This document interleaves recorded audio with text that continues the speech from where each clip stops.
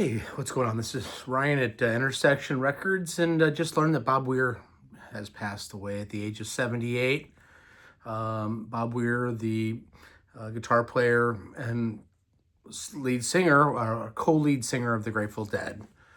He was 78 years old. It sounds like he had been diagnosed with cancer last summer prior to the 60th anniversary shows that were held in Golden Gate Park, which would unfortunately end up being his last shows. Presumably Dead and Company's last shows. Bob Weir was a troubadour and a true musician and songwriter and legend, playing in every Grateful Dead show, having another 30-year career after Jerry Garcia died with his band Rat Dog that he did with Rob Wasserman, playing in the other ones, doing some duo shows with Phil Lesh, playing in the Dead with Warren Haynes and Phil Lesh, and then 10 years ago, forming Dead and Company, which was incredibly successful. Bob Weir wrote some of the classic, legendary Grateful Dead songs, or helped write or co-wrote, along with John Perrymore Barlow, who was his friend and lyricist. Songs like Jackstraw, songs like Truckin', songs like Black-Throated Wind, sang songs like Mexicali Blues and Me and My Uncle. Made those songs his.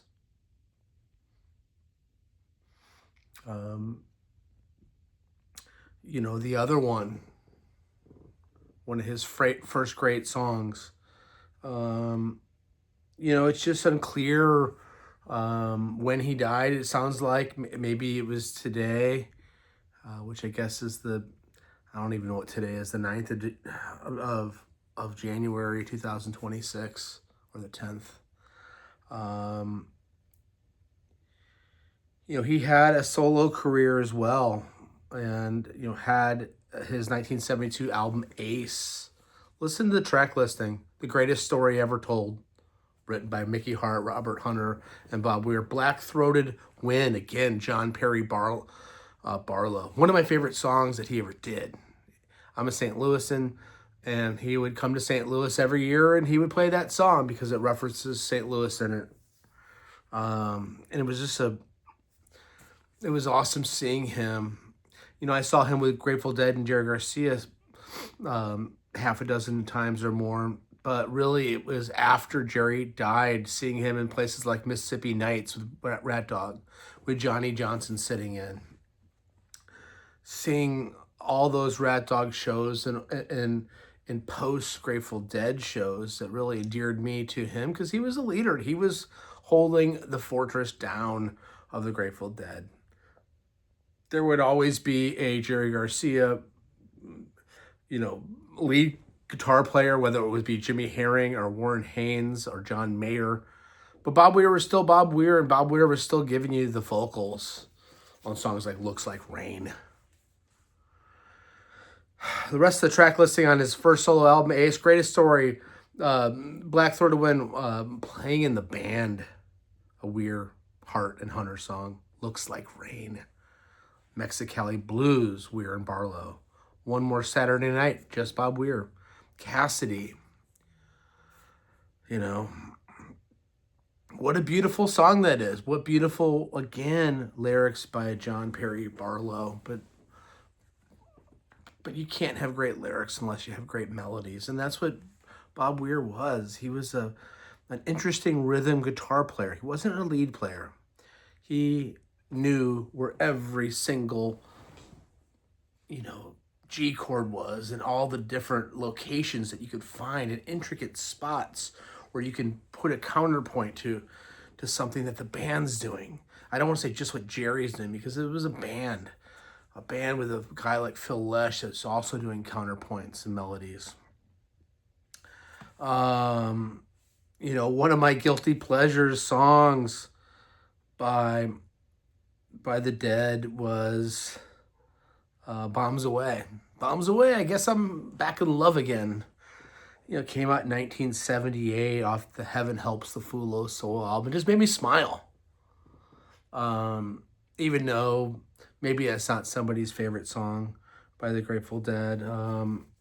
Later in the 80s, songs like Victim of the Crime were favorite songs of mine. How about Feels Like a Stranger? Well, how does it feel when you're at a big venue and all of a sudden you hear those opening notes? Because those traditionally an opening song, and you hear Stranger and Bobby's, long, long, crazy, crazy night and silky, crazy, and just all the Bobby-isms, the spitting and the shrieking, and on a Saturday night he's screaming, "One more Saturday night." The short shorts in the 80s and the questionable outfits with those short shorts and his but he was always there. I was talking to somebody, I think I was talking to my buddy Jeremy yesterday or 2 days ago. I said, it's weird that the Grateful Dead don't have any tour dates, or Dead and Company doesn't have anything on the horizon. And I just wondered a little bit there. I'm like, maybe they're really retired. But then when you look back at those San Francisco shows, Bobby didn't look 100% healthy. Bobby looked a little hollowed out. And he's a 78-year-old man. But Bobby didn't look healthy to me. I just don't know what else to say other than, the Grateful Dead has meant so much to me and my friends and my family for so many years. And to now know that, all we have left is Billy and Mickey, and, the guitar players are dead. And it's the end of an era beyond belief. And Bobby did the Wolf Brothers stuff, and Bobby did slow some things down and have different arrangements and more of an Americana thing. But you know what? That's what he wanted to do. Bobby had done every stadium in this country, every football stadium, every baseball stadium, every shed, every theater. The guy did it all. Born in 1947 in San Francisco. He had dyslexia.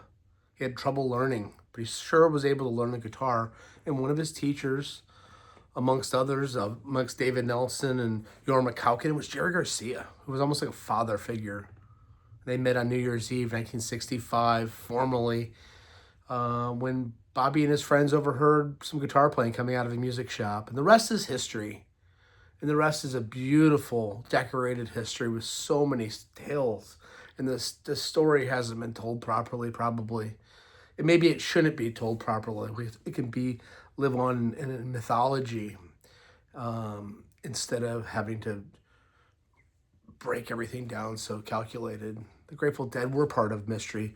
They were part of mythology. They were before the advent of proper, even rock journalism. Rest in peace, Bobby. You're beyond a legend, and it's just a sad day. Estimated profit. These songs that will live on forever. Anyway, rest in peace, Bobby.